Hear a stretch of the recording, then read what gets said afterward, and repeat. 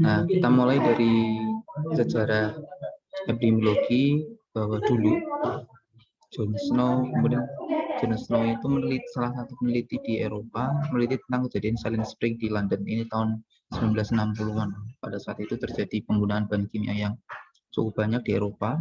Salah satu bahan kimia yang marak sekali digunakan pada saat itu tahun 1960-an itu adalah DDT, jenis bahan yang digunakan untuk pestisida di industri pertanian pada saat itu di Eropa. Walaupun sampai saat ini DDT itu juga masih digunakan di beberapa negara berkembang. Salah satunya mungkin secara ilegal di Indonesia ya. Tapi kalau di negara Eropa, di negara-negara maju, DDT sudah menjadi barang terlarang digunakan untuk industri pertanian. Nah, si Silent Spring ini kemudian menjadi sebuah wabah yang cukup besar pada saat itu di Eropa. Mungkin ya kalau saat ini kayak COVID lah ya, cuma penyebarannya hanya lokal di Eropa saja. Kemudian selain itu juga ada wabah penyakit menular seperti pes. Pes itu penyakit akibat vektornya adalah tikus, kemudian kolera ini waterborne disease, tipes juga waterborne disease, malaria ini vektor penyakit, vektornya adalah nyamuk, poliomyelitis ini juga penyakit menular, kemudian tuberkulosis ini bukan vektornya, media transmisinya adalah udara kalau TBC, influenza juga media transmisinya adalah udara. Nah, beberapa penyakit ini kalau kita lihat merupakan semua jenis penyakit menular. Semua jenis penyakit menular yang punya media perantara atau media transmisi, baik media transmisinya berupa lingkungan abiotik maupun lingkungan biotik. Artinya kalau lingkungan abiotik berarti media penularannya adalah benda-benda mati. Contoh misalkan TBC. TBC adalah salah satu jenis penyakit menular yang media transmisinya adalah udara. Jadi media penularannya lewat udara. Kemudian contoh lagi misalkan malaria. Malaria juga jenis penyakit menular, tapi media transmisinya makhluk hidup. Media transmisinya adalah lingkungan biotik, yaitu nyamuk. Atau kalau media transmisinya berupa makhluk hidup disebut sebagai disebut sebagai vektor penyakit ya, vektor. Kemudian juga berkembang penyakit-penyakit tidak menular, yaitu kanker. Ini kanker adalah salah satu dampak dari Silent Spring ya. Jadi salah satu dampak jangka panjang dari Silent Spring itu adalah terjadinya kanker, kasus kanker yang semakin tinggi karena DDT itu menyerang sistem saraf, kemudian DDT juga bersifat karsinogenik. Kemudian menjadikan cacat bawaan. Ini kasusnya Minamata disease. Jadi pada saat tragedi Minamata disease yang sudah pernah saya jelaskan di dasar keseling di awal, itu terjadinya dampaknya adalah cacat bawaan yang mungkin sampai ke turunan-turunan di bawahnya. Kemudian penyakit akibat zat kimia, contohnya hepatitis disease, ini akibat paparan zat kimia, kemudian penyakit akibat radiasi.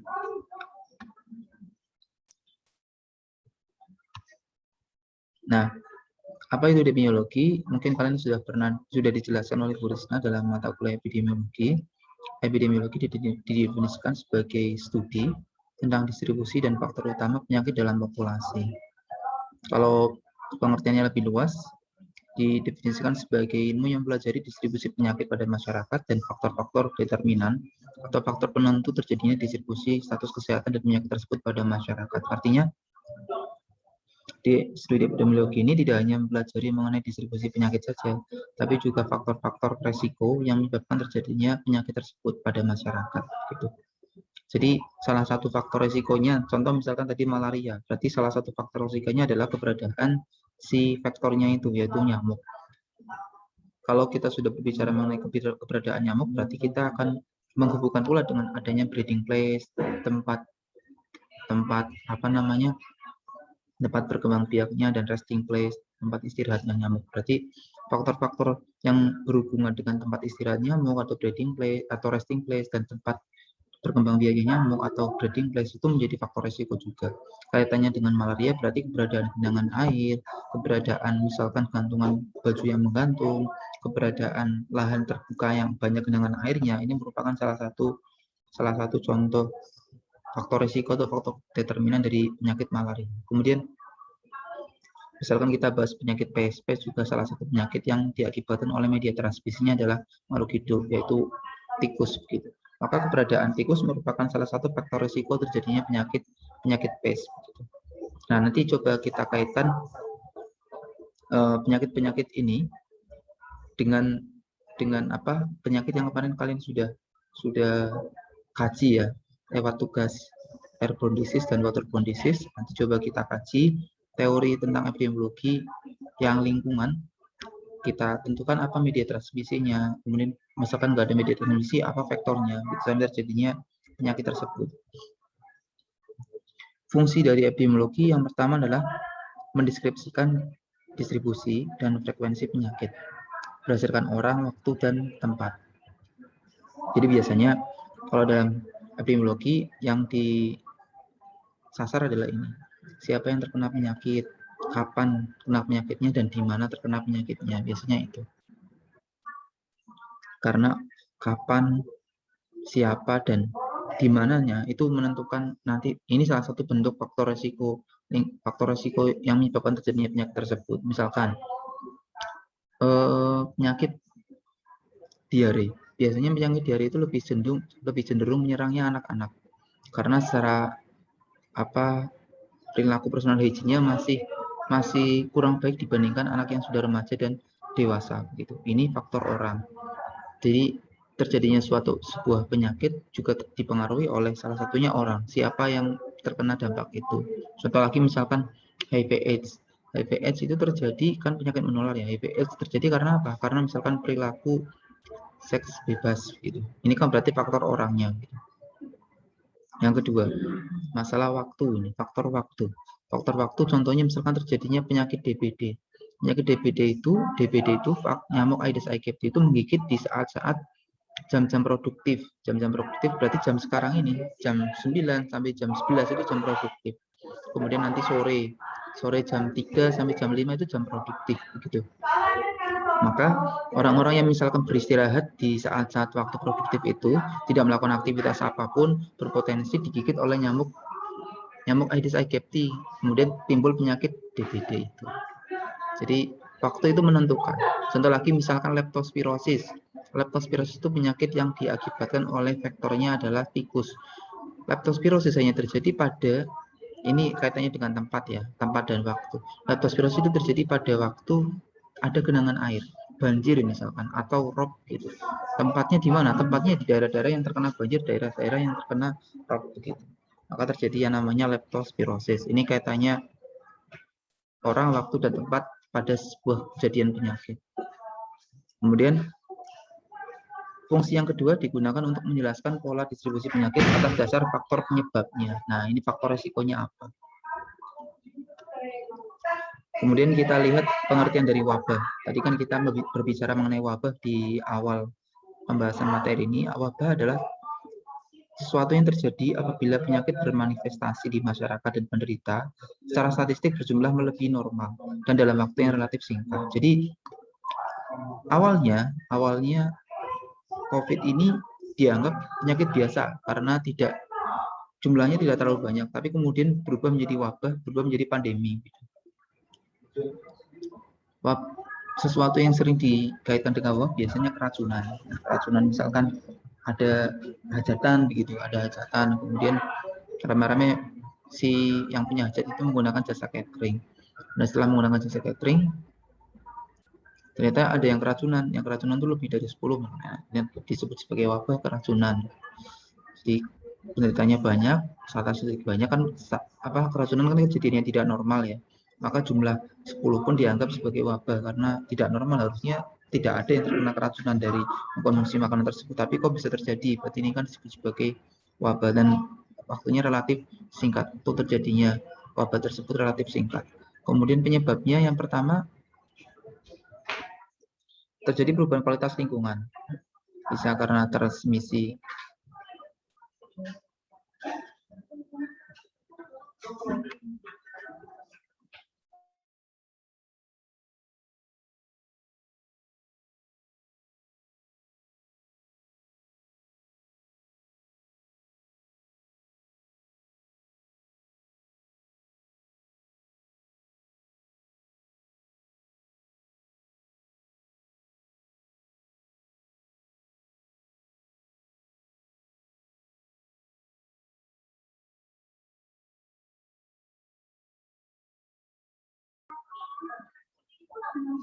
Terjadi perubahan kualitas lingkungan, transmisi agen penyakit berjalan cepat, masyarakat yang terpapar sekaligus dalam jumlah banyak, tingginya crowding. Gitu. Jadi ini penyebabnya.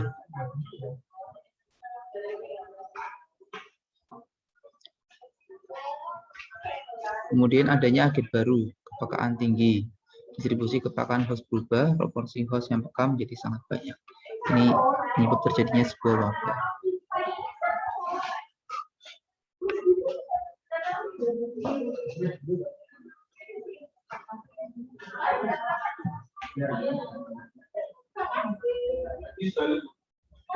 Kemudian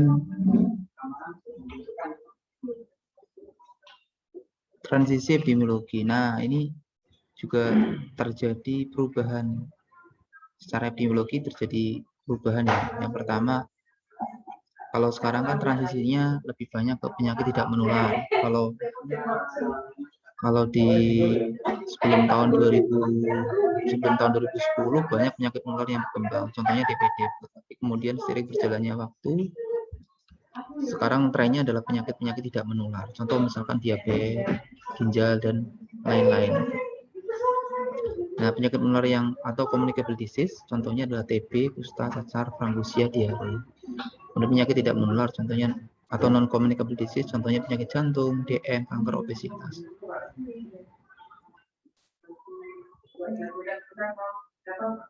Jadi sekarang kalau trennya penyakit yang tidak menular. Banyak kalau kalian lihat di rumah sakit banyak penderita penyakit tidak menular. Contohnya yaitu penyakit jantung, terutama diabetes mellitus itu biasanya banyak sekali. Kemudian penyakit baru atau new emerging disease, ini contohnya COVID-19. Ini saya ambil dari data yang lama yaitu SARS dan flu.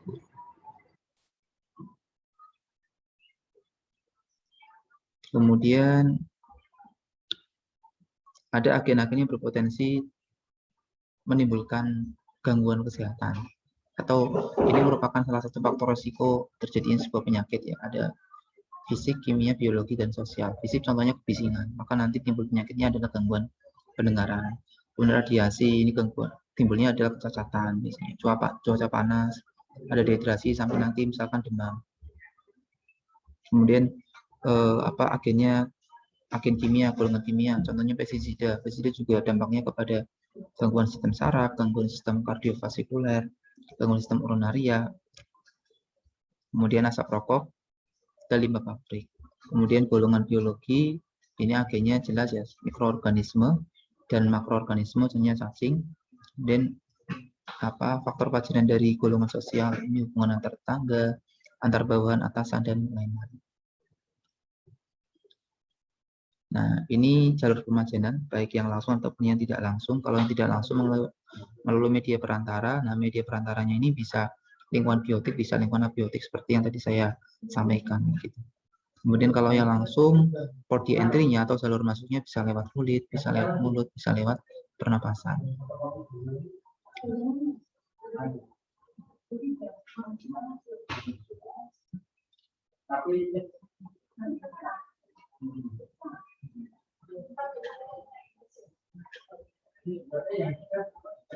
Kemudian ada yang namanya konsep segitiga epidemiologi. Nah, konsep segitiga epidemiologi. Jadi dalam EPT itu dikenal yang namanya segitiga epidemiologi. Mungkin kalian juga sudah dijelaskan oleh Bu Risna. Jadi adanya agen, host, dan environment. Ini merupakan faktor-faktor yang paling penting dalam segitiga epidemiologi.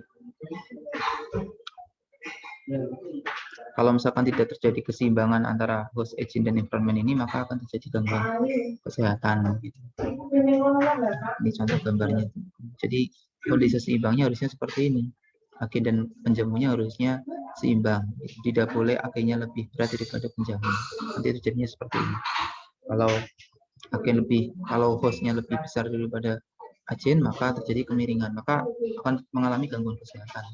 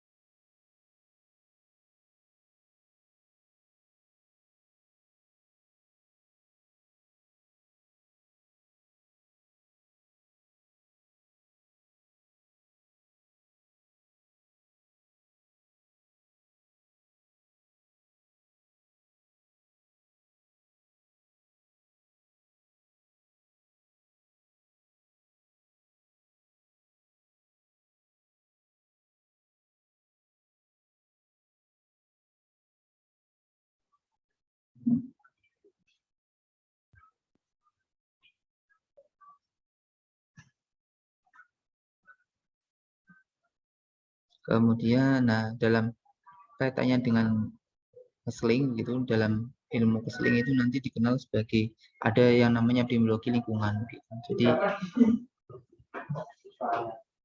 Jadi apa salah satu bagian ilmu dari kesehatan lingkungan yaitu namanya epidemiologi lingkungan. Saya juga dulu waktu S2 ini ada mata kuliah sendiri mengenai epidemiologi lingkungan. Jadi ada beberapa jenis penyakit yang memang terkait faktor resikonya adalah lingkungan gitu. Sehingga dibuat rumpun ilmu sendiri menjadi rumpun ilmu epidemiologi lingkungan. Epidemiologi lingkungan didefinisikan sebagai studi atau ilmu yang menganalisis hubungan agen di lingkungan dengan dampak kesehatan pada masyarakat yang mempelajari distribusi penyebaran dan determinan penyakit. Jadi di sini spesifik agennya adalah lingkungan, baik agen yang bentuknya lingkungan biotik atau lingkungan yang abiotik. Kemudian saja tujuannya yang pertama mengidentifikasi, menganalisis, memprediksi bahaya berbagai bencana di lingkungan dan melakukan pengendalian dengan tujuan mencegah dan melindungi kesehatan masyarakat dan ekosistem. Jadi tujuan keberadaan ilmu ini adalah untuk mengidentifikasi, menganalisis dan memprediksi.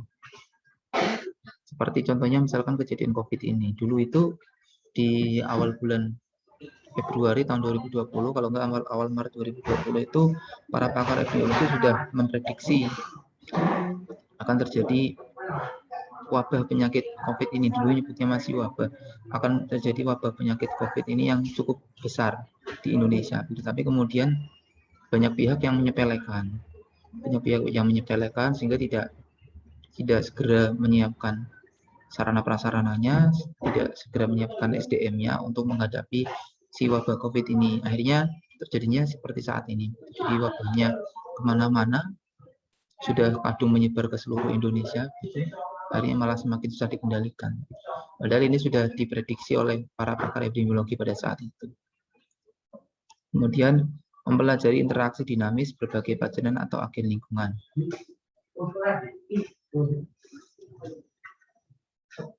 Baik fisik, radiasi, kimia, biologi, dan perilaku melalui wahana udara, air, limbah, makanan, dan minuman. Itu dan yang kedua. Nah, dalam epidemiologi lingkungan ini yang mungkin saya tekankan ya. Jadi ada yang namanya teori simpul, teman-teman. Ini teori simpul. Jadi yang dari tadi saya menyampaikan mengenai transmisi penyakit atau media transmisi ya. Nah, media transmisi itu bisa berupa lingkungan biotik, bisa berupa lingkungan abiotik. Lingkungan biotik contohnya ya vektor, manusia, abiotiknya udara dan air, atau tanah, salah satu lagi. Jadi sebenarnya secara umum penyakit menular itu polanya seperti ini. Sumbernya apa? Media transmisinya apa? Gitu. Menyerang masyarakatnya di bagian mana? Misalkan, ya contohkan DBD. Gitu. DBD sumbernya kan virus ya, virus dengue. Virus dengue itu tidak akan bisa menyebar kalau tidak ada nyamuk di sini. Nyamuk ada di simpul di sini, nyamuk. Nah, nyamuk itu kemudian menggigit manusia. Kemudian harus dites. Tesnya apa? Yang dites adalah darahnya. Darah si manusia dites. Kalau misalkan positif berarti sakit, kalau negatif berarti sehat. Prinsipnya seperti itu. Prinsipnya sebuah penyakit menular itu seperti itu. Ada sumbernya, ada media transmisinya, ada istilahnya biomarker ya di sini. Biomarker atau sampel yang diambil sebagai media untuk menunjukkan bahwa penyakit ini tuh ada atau enggak di tubuhnya. Misalkan kalau COVID ya, COVID itu biomarkernya apa? COVID itu biomarkernya itu biasanya dari saluran pernapasan. Bisa lendir yang ada di dalam mulut ya, bisa lendir yang ada dalam hidung. Itu namanya biomarker. Masing-masing penyakit punya biomarker sendiri-sendiri. Contoh DBD tadi, DBD biasanya biomarkernya adalah darah. Kalau diare biomarkernya apa? Diare biomarkernya itu PSS. Di masing-masing penyakit biomarkernya beda-beda. Nah, nanti silakan kalian terapkan pada penyakit yang kalian ambil pada materi atmosfer dan materi hidrosfer. Kira-kira biomarker gambaran teori simpulnya seperti apa? Sumbernya apa? Kemudian media transmisinya apa? Biomarkernya apa? Dan terjadi apa? Ini gambarnya seperti ini. Ini simpul 1 adalah sumbernya. Sumbernya itu bisa virus, bisa bakteri. Teori 2 adalah lingkungan atau ini media transmisinya ya. Media transmisi itu tidak hanya lingkungan tapi juga bisa benda hidup. Kemudian simpul 3 itu manusia, biomarker tadi. Simpul 4 adalah dampak.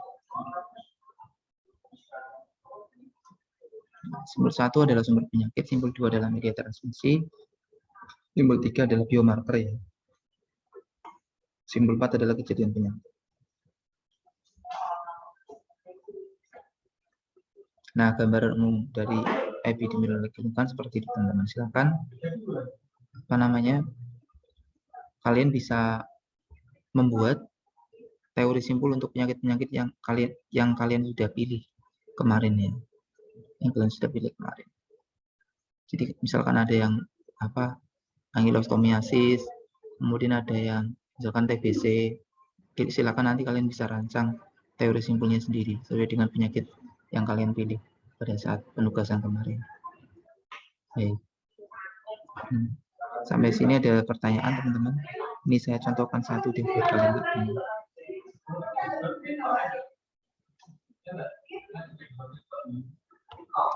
Ini saya contohkan satu. Jadi misalkan saya ingin membuat simpul penyakit DBD. Maka yang ada di sini adalah virus semua. Kemudian yang ada di sini adalah nyamuk.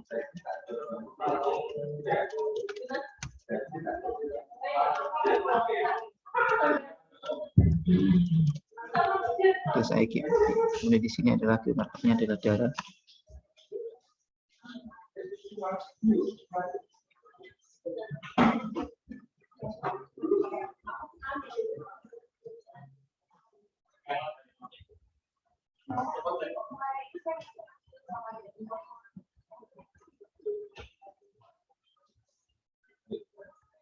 Dan di sini kalau positif, ini hasilnya ya, hasilnya adalah penyakit DBD.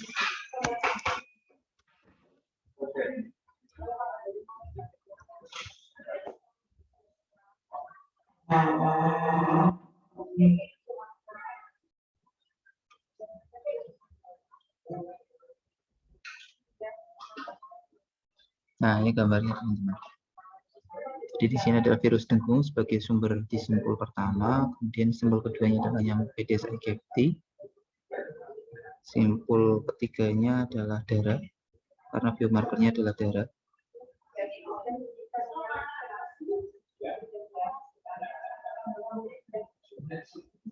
Penyakit DBD. Sampai sini ada pertanyaan teman-teman? Silakan kalau mau bertanya. Silakan nanti kalian juga membuat teori simpul untuk penyakit yang kalian pilih kemarin pada pembahasan atmosfer dan hidrosfer.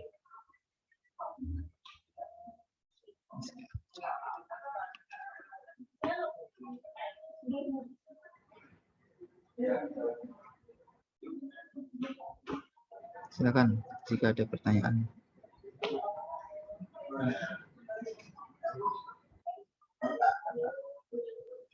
Bertanya Pak, itu deadline-nya kapan? Hari ini itu kan gampang tuh bikin kayak gitu. Saya tunggu aja nanti dikirim di grup WA.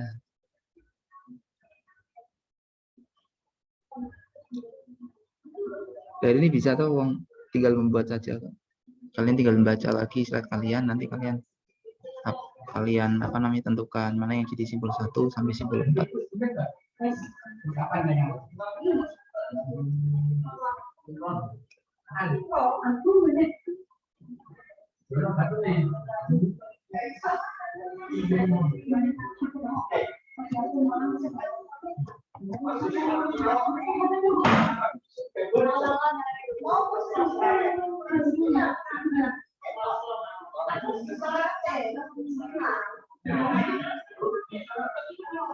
Ada? Silakan kalau ada.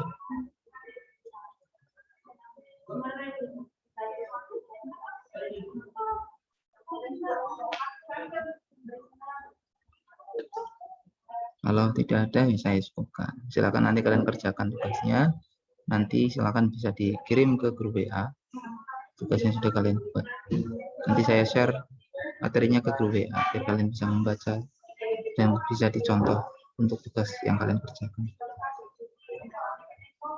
Terima kasih teman-teman atas perhatiannya. Kurang lebihnya mohon maaf. Assalamualaikum warahmatullahi wabarakatuh. Waalaikumsalam warahmatullahi wabarakatuh.